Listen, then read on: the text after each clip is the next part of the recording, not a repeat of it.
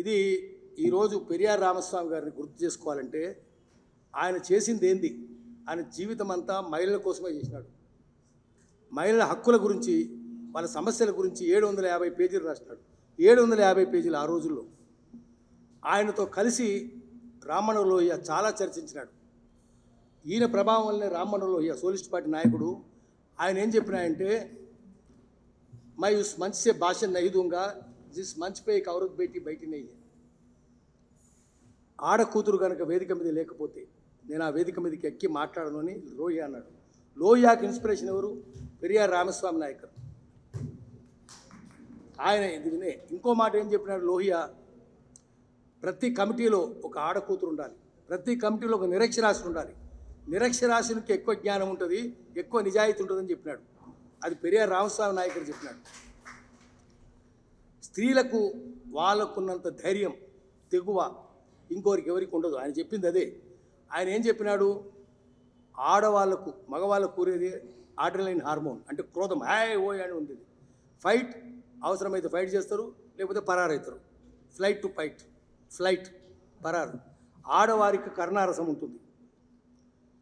కోడిపిల్ల మీదకి గద్దొస్తే కోడిపిల్ల మీదకి పెట్ట తాను చచ్చిపోతుంది కానీ పిల్లల్ని వదిలిపెట్టదు. ఇంకేదైనా గండపేరుండం వచ్చినా, డేగలు వచ్చినా అది పోరాడుతుంది. ఆడపులి కూడా అంతే పోరాడుతుంది. ఆడ కోతి అంతే. స్త్రీలు ఆడవాళ్ళ తల్లులు అంతే, మగవాళ్ళు పారిపోతారు. అందుకని ఆడవాళ్ళ గురించే పరిశోధన చేసినాడు, వాళ్ళకు వచ్చే సమస్యల గురించి పరిశోధన చేసినాడు. నేను దీంట్లోంచి కొన్ని మాటలే చెప్పి వినిపిస్తాను. ఆడవారి సభలు పెట్టి ఆయనకు తండై పెరియార్, అది మహిళల సభలో పెట్టినారు. తండ్రి లాంటి పెద్ద ఆయన అని అవార్డు ఇచ్చినారు ఆయన. నేను ఇక్కడ కొన్ని విషయాలు మాత్రమే చెప్తాను, నేను అంతకంటే ఎక్కువ చెప్పను. ఆయన చాలా ఏళ్ళు చాలా పెద్ద పోరాటం చేసినాడు. అంజయ్ గారు లేరు ఇక్కడ నుంచి మనం ఏం చేయాలంటే ఈ మీటింగ్ మాట్లాడుకొని కంచేలయ్య గారి నాయకత్వంలో, ఆయన మార్గదర్శకత్వంలో, డాక్టర్ అయిన పాపం అంజయ్ గారు వెళ్ళిపోయినారు. బుద్ధుడు చెప్పింది చేయాలి. బుద్ధుడు చాలా గొప్పోడు కదా. అంబేద్కరు అన్ని మతాలు వడబోసి, అన్ని రాజ్యాంగాలు వడబోసి ఒక రాజ్యాంగం రాసినాడు. కానీ అంతకంటే గొప్ప పని ఏం చేసినాయంటే అన్ని మతాలు వడబోసి మానవత్వం, ప్రేమ ఉన్న మతం బౌద్ధం అని చెప్పినాడు. ఆ బౌద్ధంలో కంచేలి గారు అదే చేస్తున్నారు. ఆయన ఏం చెప్పినాయంటే మేధావికి ప్రాక్సిస్ అన్నాడు, ఇంగ్లీష్లో ప్రాక్సిస్ అంటారు. అంటే జ్ఞానంతో కూడిన ఆచరణ ఉండాలి. జ్ఞానం ఉంటే సరిపోదు, జ్ఞానం ఉండాలి, ప్రజ్ఞ, కరుణ, ఆచరణ ఉండాలి. మూడు ఉండాలి. ప్రాక్టీస్ అంటే ఇన్ఫార్మ్డ్ యాక్షన్, PRAXIS, అది ఉండాలని చెప్పి బుద్ధుడు చెప్పినాడు. ఆ తర్వాత చాలామంది చెప్పినారు, కానీ మొట్టమొదటి చెప్పింది బుద్ధుడు. ఇంకో మాట ఏం చెప్పినాయంటే 4 సత్యాలు, 4 నోబుల్ ట్రూత్స్: దుఃఖ సత్య, దుఃఖ సముదాయ సత్య, దుఃఖ నిరోధ సత్య, మార్గ సత్య. దుఃఖ సత్య అంటే సమాజానికి ఉన్న రోగం ఏంటి, డయాగ్నాసిస్ చేయాలి. దుఃఖ సముదాయ సత్య, దేనివల్ల వచ్చింది, దాన్ని ఏటియాలజీ అంటారు. అంటే రోగం వస్తే కరోనానా, డెంగ్యూా, ఎన్కెఫలైటిసా చూడాలి, అది ఏటియాలజీ మెడికల్ సైన్స్లో. ఆ తర్వాత ఏ మందుకు చేస్తుంది కనిపెట్టాలి, దాన్ని ప్రోగ్నాసిస్ అంటారు. చివరికి మార్గం చూపించాలి, ఇట్లా పోతేనే దుఃఖం పోతుంది, దాని ప్రిస్క్రిప్షన్, మార్గ సత్య. ఈ కంచేలే గారు ఆ 4 చూపిస్తున్నారు. అది పెరియార్ బాటలో. పెరియార్ గారు అన్నిటికీ పరిష్కారం చూపిస్తున్నారు. పరిష్కారం బుద్ధుని బాటలోనే ఆయన పరిష్కారం చూపించినారు, మార్గ సత్య చూపించినారు. ఇప్పుడు తర్వాత మనం పోయిన తర్వాత ఇక్కడ కూర్చొని మనం ఏం చేయాలో కూడా చెప్పాలి. ఊరికి వారిని స్మరించుకుంటే సరిపోదు. స్మరించుకోవడం ఎందుకంటే వారి నుంచి స్ఫూర్తి పొంది మన మార్గదర్శకత్వం ఎట్లుండాలి, మనం ఏం చేయాలి, కార్యాచరణ ఎట్లుండాలి, మనమే నిర్దేశించుకోవాలి. దానికి బాటలు వేయాలి. ఉర్దూలో ఏం చెప్తారంటే నిషిస్తన్, గుఫ్తన్, బర్ఖాస్తన్. కూర్చున్నాం, మాట్లాడుకున్నాం, వెళ్ళిపోయినాం. ఫాలో అప్ ఉండాలి. దానికోసం ఐలయ్య గారు లాంటి వాళ్ళు మార్గనిర్దేశనం చేయాలి, వారిని అనుసరించాలి మనం. అద్భుతం, ఎంత ధైర్యం వారిది! ఒకసారి కాదు, ఏదైనా జరగవచ్చు కంచేలయ్య గారికి. అయినా తెగించి చేసినారు. అయితే ఇది మనము ఒక్కటి చెప్పాల్సింది ఏంటంటే, ఉమ్మడిగా ఆయన మహిళల కోసం సామాజిక రాజకీయ కార్యాచరణ నిర్దేశించినారు. పుస్తకాల్లో చాలా ఉంది ఆయన చెప్పిన దాంట్లో. అవి చేయాలి.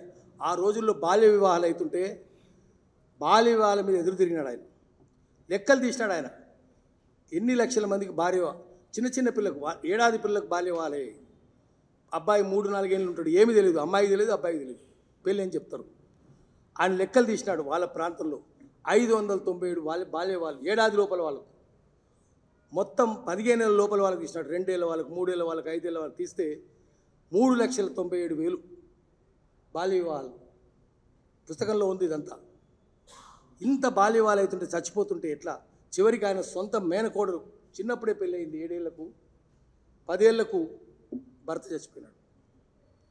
ఆయన వచ్చి ఆ అమ్మాయి ఏడ్చుకుంటూ, నాకెందుకు ఈ రాయితో పెళ్లి చేసినారు, నేనేం కర్మ చేసినాను, ఎట్లా బతకాలి నేను అని వచ్చి ఏడ్చింది. ఏం లేదు, భర్త చనిపోతే ఆ పిల్లతో వెట్టి చేయిస్తారు, ఈ పని చేయి ఆ పని చేయి, స్త్రీలను అణిచివేసేవాళ్ళు. ఈ లెక్కలన్నీ తీసినాడు ఆయన.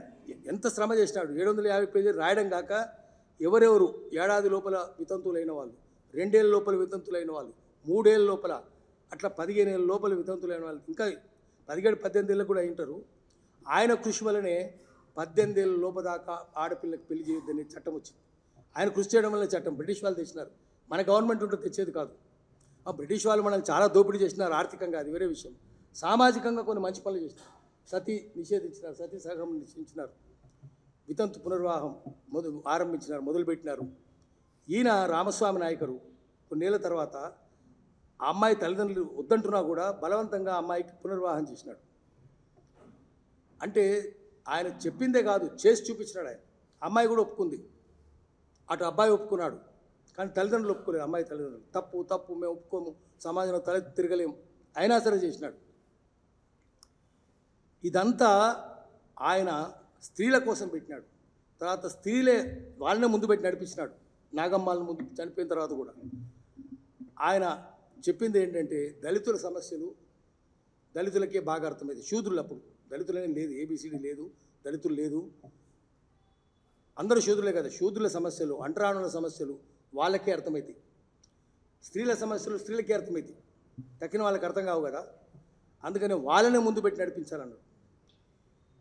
ఇప్పుడైతే ఆయన చెప్పిన దాని ప్రకారం, సూత్రం ప్రకారము పార్లమెంట్లో 50% మంది స్త్రీలే ఉండాలి. 543 మంది ఎంపీలు ఉంటే సగం మంది, కనీసం 270 మంది స్త్రీలు ఉంటే తప్ప దాని సభకు అర్థమే లేదు. సభలో స్త్రీల సమస్యలు చర్చకు వస్తున్నాయా? వాళ్ళ హక్కుల గురించి చర్చకు వస్తుందా? వాళ్ళ హక్కులు ఎట్లా సాధించాలి చర్చకు వస్తుందా? ఎవరు మాట్లాడుతున్నారు? ఊరికే పేరుకి ఎట్లా పెడుతున్నారు స్పీకర్గా, ఏమవుతుంది? ఏమీ లేదు. మీరా కుమార్ స్పీకరు ఏం చేయగలిగిందే? మాట్లాడేదే లేదు అక్కడ. ఇంతకుముందు మన మిత్రులు చెప్పినట్టు దళితులు, ఆయన ముదిరాజే కానీ దళితులు, అక్కడ యూపీలో దళితులు వాళ్ళు. రామ్నాథ్ కోవింద్ను 2018లో పూరి జగన్నాథ్ టెంపుల్కు రానియలేదు, రాష్ట్రపతిని రానియలేదు. ఆయన భార్య సవిత వస్తే తోసేసినారామని.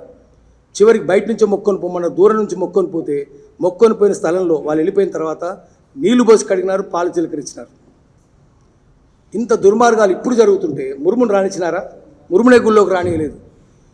ఇంకా కులం అట్లనే ఉంది, స్త్రీల పట్ల వివక్ష అట్లనే ఉన్నది, ఏం పెద్దగా మార్పు లేదు.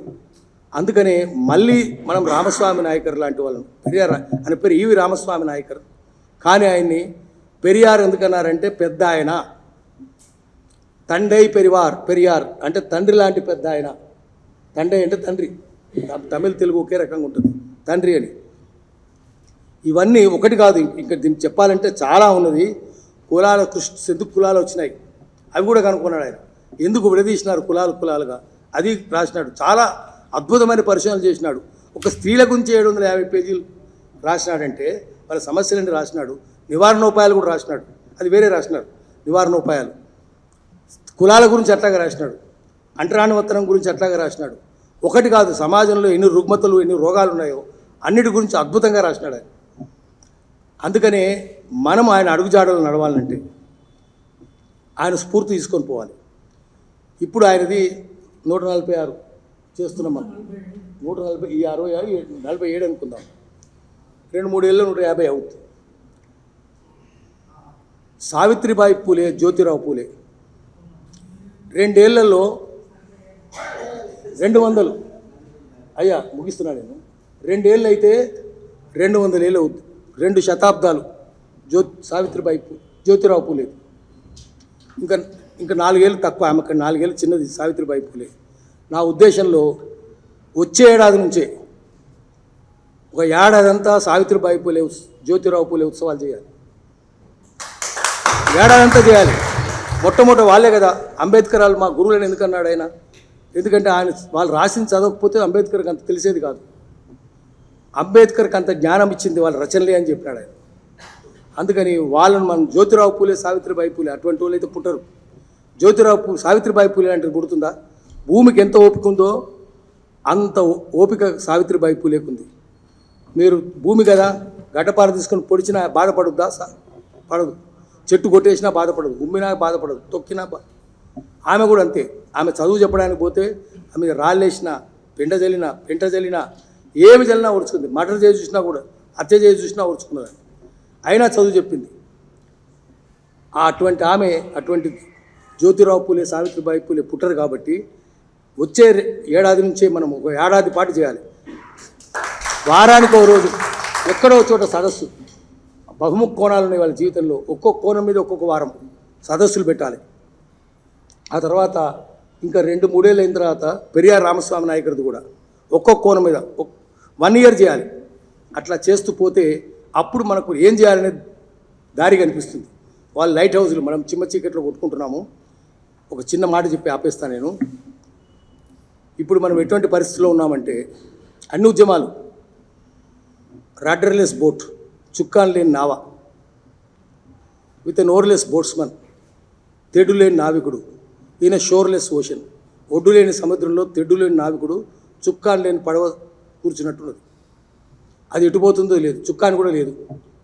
చివరికి ఎవరు అన్నారంట, ఇక్కడ తెడ్డు దొరుకుతుందేమో చూడండి. బోట్లు ఎక్కిన వాళ్ళు భయపడుతున్నారు. తెడ్డు కొట్టుకొస్తుంది, చుక్కాను కొట్టుకొస్తుంది. చుక్కాను ఈత కొట్టుకొచ్చి తీసుకొచ్చి పెట్టినారు, దానికి బిగించినారు. అది షిప్పుది, అది చుక్కాని రడ్డర్. అదేమో 3 అడుగుల పడవ, 30 అడుగుల చుక్కాని. అట్లా బైనాక్యులర్స్ దొరికినాయి. ఒడ్డు కనిపిస్తుంది కదా, వాడు బైనాక్యులర్స్ ఉల్టా పెట్టుకొని చూస్తున్నాడట, తెడ్డు కూడా ఉల్టా పెట్టి నడుపుతున్నాడు. ఏంది రాని దగ్గరికి పోతే ఫుల్ మందు కొట్టున్నాడట. అరే ఎందుకు పడవ మునగట్లేదు అని ఆశ్చర్యం వేసిందట. పడవ ఒడ్డుకు చేరినాక ఎట్లా చేరినాక అక్కడ కూర్చున్న నాస్తికులు ఆస్తికులు అయిపోయినట్టు దిగిన వాళ్ళు. దేవుడు లేకపోతే ఇక్కడ దాకా వస్తుందా? మనం నిన్నదాకా దేవుడు లేడు అనుకున్నాము, పక్కా దేవుడు ఉన్నాడని వాడు ఆస్తికుడు అయిపోయినాడు. ఆస్తికుడేమో నాస్తికుడు అయిపోయినాడు. ఎక్కడ దేవుడు ఉన్నాడు? ఇంత దరిద్రం జరుగుతుంటే కూడా చూస్తూ కూర్చుంటాడు. దేవుడు లేడు అని నాస్తికుడు అయిపోయినాడు. ఇప్పుడు ప్రభుత్వాలు మన ప్రయాణం అంతా అట్లా ఉంది. రడ్డర్ బిజినెస్ బోట్లో కూర్చున్నట్టుంది. అందుకని వాళ్ళు ఎందుకు తలుచుకోవాలంటే వాళ్ళు మనకు చుక్కాని ఇస్తారు, తెడ్డిస్తారు, ఒడ్డు చూపుతారు. అట్లా వాళ్ళని తలుచుకుంటే మనం గమ్యం చేరగలుగుతాం. లేకపోతే ఎక్కడో మునిగిపోతాం, పుట్టి మునిగిపోతుంది, మనం మునిగిపోతాం. అందుకని వాళ్ళని తలుచుకోవాలి. చివరి మాట ఏంటంటే వాళ్ళని ఎందుకు తలుచుకోవాలంటే గుజరాతీలో ఒక పద్యం ఉంది. మన ఆత్మను శుద్ధి చేసుకోవడానికి, మన శరీరాన్ని శుద్ధి చేసుకోవడానికి నీళ్ళు ఉన్నాయి, పిండి ఉంది. ఆత్మను శుద్ధి చేసుకోవడానికి నీళ్ళు లేవు, పిండి లేదు. ఆత్మను శుద్ధి చేసుకోవడానికి మహనీయుల జ్ఞాపకాలు ఉన్నాయి. వాళ్ళని గుర్తు చేసుకుంటే కారే కన్నీళ్ళు మన ఆత్మను శుద్ధి చేస్తాయి, మనకు మార్గం చూపిస్తాయి. అందుకని ఇది నిర్వహిస్తున్న శరత్ చమార్ను మనస్ఫూర్తిగా అభినందిస్తున్నాను. మనం అందరం ఇక్కడి నుంచి పరిశుద్ధాత్మలతో బయటికి వెళ్దాం, గమ్యం చూసుకుందాం. నమస్కారం.